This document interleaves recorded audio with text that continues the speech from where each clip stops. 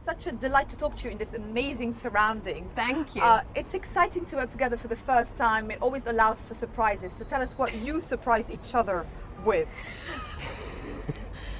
I mean, I was amazed at how much we laughed, even wearing the exosuits, which were very, very heavy. But I mean, we just found ways of trying to laugh through all of the days, and that was cool. She's so, look, you're standing here, but she's so charming, funny, talented. Like every day, no matter how challenging the day was, we did. She made me laugh. You made me laugh from morning to night, no matter how. And it was also, you know, with this movie, it's kind of film we were working very long hours, and then we'd all go back to the conference room and do script meetings and work and on stuff. script meetings. It was a really throughout. collaborative film, you know, and I've said this to you before. It's the biggest film I've ever been a part of, but the most collaborative one, which is surprising. I would have thought with a big studio film, like people get a bit wary of too many ideas, but that it was always the best idea won on this. Just too many ideas. Too many ideas. Like, thought you were going to be like, Blunt's going on again. Thanks anyway Blunt's for that. going note. off. Yeah. Yeah. Thanks anyway for your notes. I'll pass. Did that leave much room for Doug Liman? What's that? Sorry. Talk about collaborative. How much did you collaborate with Doug as to, you know, building those characters on day-to-day basis? Was he the third person in the triangle? No, I mean, listen, the thing about Doug is, and you see his movies, he has such a unique take, and I love the characters in his films. And I spent a good year on the film with him, and, you know, luckily, I mean, Emily is an actress we always hoped to get and wanted her to come on, and someone I wanted to work with, and she came on. It was the three of us were working, you know, very diligent for a long time, and the structure of the film was really what Chris McQuarrie wrote.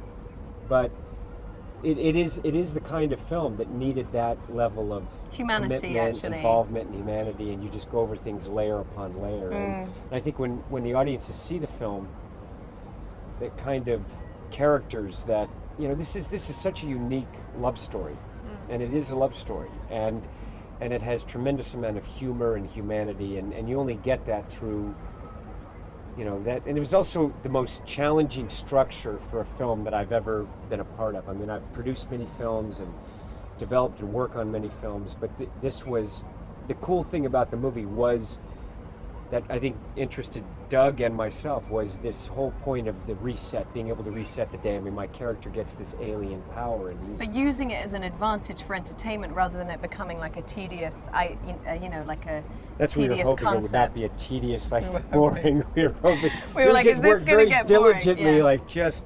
But it's also progressing character and story the whole time, and her character is a fascinating role, because it's, you know, this is a subjective journey taken from Cage's point of view. My character essentially is pretty much a coward who makes a mistake and tries to blackmail a general, and then he gets sent to the front on the beaches of Normandy, and he goes along this journey in the day, and it's quite terrifying, and then he dies. But with that, he gets this alien power, and with that, our two characters, their lives intersect, where she's a soldier, she's a great warrior, and she had the power at one point and then lost it, and feels that she's going into this battle this day and she's going to lose, and all humanity's going to lose. And now, of course, here's my character who has this power, and he's not a soldier, he doesn't want the power, he doesn't want to fight, he's a coward, really. He's a coward and very human, you know, and so she becomes his sensei, his tormentor, his... He's a very good weapon for her, she's you know. unrelenting, and he's just like, look, let's just take a moment here, you know, and she's like, no, you're injured, reset. Yeah, exactly. Reset, he's like, whoa, and so as this progresses, you know, every single day, she never remembers him. And so it has this, of course, he's living through it, and so like an unrequited relationship. yes, almost, and he learns about her, and the audience learns about her through Cage's journey, and it's just a really very Liman-esque, and it has the kind of humor that I love in a film. I mean, it's one of the things that we... He's got a sort of irreverence, hasn't he, Doug, to his films, and you know, I think that's what's so exciting about him. He finds these moments of great spontaneity within a premise and a concept that is very kind of high, like a very high concept sci-fi idea. He finds these wonderful moments of humor and humanity, and that's really the place that Doug operates from. You know, he really wants to know, like, what's a real moment, what's a real exchange, what's a real answer to that question. You know, he just always tries to carve out new space for himself within a genre, and I love that about Doug. We're constantly searching for those kind of moments. And the thing, I mean, Doug and I talked about right from the beginning is, you know, what we wanted was really that full journey for an audience where it has that drama, and yet it has that kind of character comedy that I love, that are really my roots as an actor, that I like exploring. So constantly with the kind of, and in this film, death is obviously just, it's emotional, and but it's also quite humorous. And so I was constantly pushing the stunt guys for, you know, it's like, look, I would have them, I say, this is Wile E. Coyote, please, throw me against the wall, make it more violent. And Doug and I would come up with it and laugh, you know. I mean, that's because that's our sense of humor. All of us were like, how funny this will be, you know, to die this way, and 100 times. You know, it was 100 times. So it was exciting. Was it the running joke that you got to kill him, you know, hundreds of times? It was so much fun, that I got to kill him in many different ways, and how many different ways can I shoot him in the head? You know, there was one day where I think I shot him like 25 times in the head, and it was kind of amazing, you know. And there were different ways in which I shot him. Do I feel bad about it? Am I kind of nonchalant about it? Do I not want to see? Is it kind of ugly? And I just loved that. I mean, and Tom was so game, you know, that we did days where we just improv stuff. So he was like, why don't we do one where my leg's broken, and I'm saying, I'm okay. And that's the one that's made it into the movie. And at this point, he's so over it.